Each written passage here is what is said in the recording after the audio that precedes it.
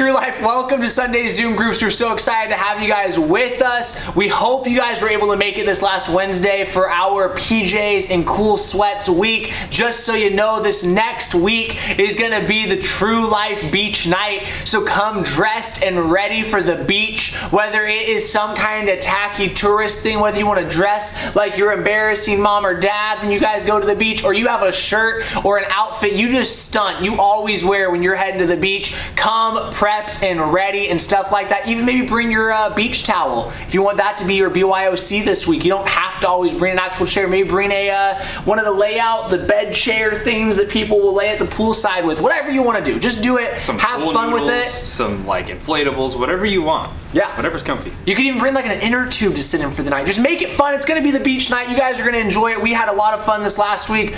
But right now, before we jump into Philippians chapter 2, because that's where we're at, that's what we're talking about today, we're going to do a little would you rather, a little back and forth between me and Pastor Kyle.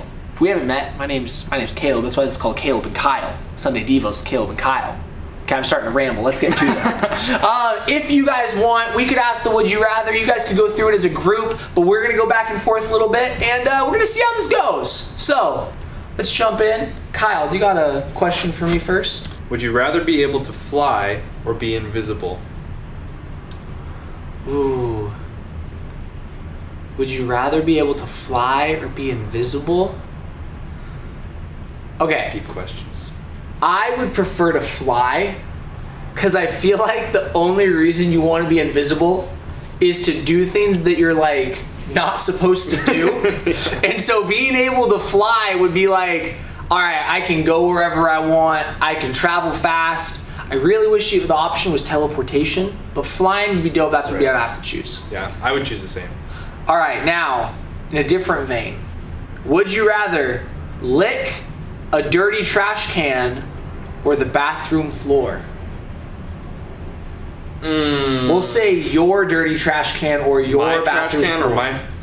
Honestly, our house is so clean, I could do either one and be fine. Probably the trash can. My wife bleaches it every time we take the trash out, so... Yeah. Okay, now let's say it's a Walmart bathroom. Okay, now we're talking a Walmart bathroom. A Walmart trash can. I'd probably still do a Walmart trash can. Only because usually they have a liner, so it's a little bit different. You have a little bit of protection. Whereas the bathroom floor, who knows what's on there. So, would you rather have no fingers or no eyes? Oh. Oh. No fingers or no... It's not just blind. It's you don't have eyes. You don't have eyeballs. Oof. I think I'd have to go with no fingers. Because I feel like there's a way, even though there's some of y'all that are like, you can't say you get a prosthetic hand or something. There are people who have found a way to function with that. That is like, that I think they probably prefer than to if they just had no eyes. Right. So I think I'd rather go no fingers. Cool. I would probably go no eyes. Really? Yeah. Mostly because I play instruments. So... I could not do that if I didn't have fingers. I could play music blind. All right, would you rather eat a dead spider or a live worm? Live worm. Over a dead spider? Mm-hmm. Just swallow it. True. Yeah. Just rinse it off in some water so you don't get the dirt on it, you know? Okay. If I was in a life or death situation, I'd probably do either. But if I had to choose... Choose the worm. Slimy worm down the hatch, you know? It's great. Alright, here's one. Would you rather have one eyebrow or no eyebrows? Oh. Like my one eyebrow is like equal to most people's two eyebrows already. Because they're pretty bushy. I don't know. Yeah. Basically a unibrow or no eyebrows at all.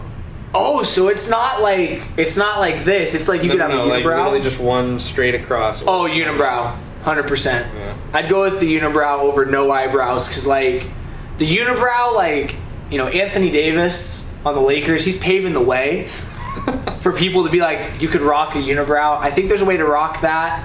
Would you rather be born with an elephant trunk or a giraffe neck? Born with an elephant trunk or a giraffe neck? Either basically a really long nose or a really long neck. I feel like probably the elephant trunk. Like, I feel like it's so different that it'd be like, somebody would be like, man, that's crazy. Where if you just have like a giraffe neck, they'd be like, man, you got a long neck. True. And so it's like more of like having like, you're born with something a little bit off about your neck versus like you were born and you have a superpower. True. Very true.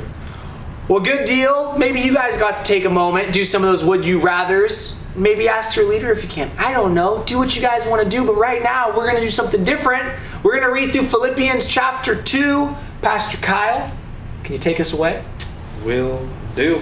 Chapter 2, verse 1. Is there any encouragement from belonging to Christ? Any comfort from his love? Any fellowship together in the Spirit? Are your hearts tender and compassionate? Then make me truly happy by agreeing wholeheartedly with each other, loving one another, and working together with one mind and purpose. Don't be selfish. Don't try to impress others. Be humble, thinking of others as better than yourselves. Don't look out only for your own interests, but take an interest with others too. You must have the same attitude that Christ had. Though he was God, he did not think of equality with God as something to cling to. Instead, he gave up his divine privileges. He took the humble position of a slave and was born as a human being. When he appeared in human form, he humbled himself in obedience to God and died a criminal's death on a cross. Therefore, God elevated him to a place of highest honor and gave him the name above all other names, that at the name of Jesus every knee should bow in heaven and on earth and under the earth, and every tongue declare that Jesus Christ is Lord, to the glory of the God the Father. Verse 12. That was good. Just putting it out there. Verse 12. Dear friends, you always followed my instructions when I was with you, and now that I'm away, it is even more important. Work hard to show the results of your salvation, obeying God with deep reverence and fear, for God is working and giving you the desire and power to do what pleases him. Do everything without complaining and arguing, so that no one can criticize you. Live clean, innocent lives as children of God, shining like bright lights in a world full of crooked and perverse people. Hold firmly to the word of life.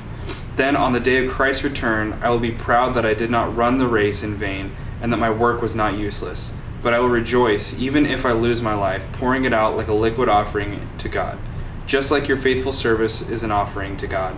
And I want all of you to share that joy. Yes, you should rejoice, and I will share your joy. All right, so looking into that, I wanted to give you kind of just a brief overview of what we've read and sort of something that stood out to me. And really it's this idea of being like Christ, having an attitude of Christ. And Paul is trying to tell the Philippians, and really for us to know as well, is that we need to be living like Christ. And what Christ did was he was very selfless. He came to live as a servant. He did everything for people and never expected anything in return.